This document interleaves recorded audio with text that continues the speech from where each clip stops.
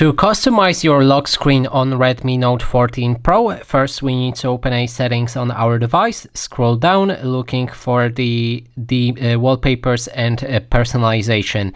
If we select that, we can move to the lock style, and then you can choose between different presets if you like, or you can just click on a customize for the one whichever one you have set, and this will allow you to adjust settings like changing wallpaper for your lock screen.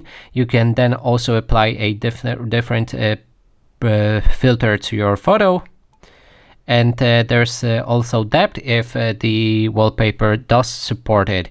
Then we can click on the image right here and select, for example, first thing right here, which allows you to change the signature right here. We can then also click on a clock, which allows you to change your lock screen clock. And that is basically everything. We can then click on apply to apply our lock screen motif.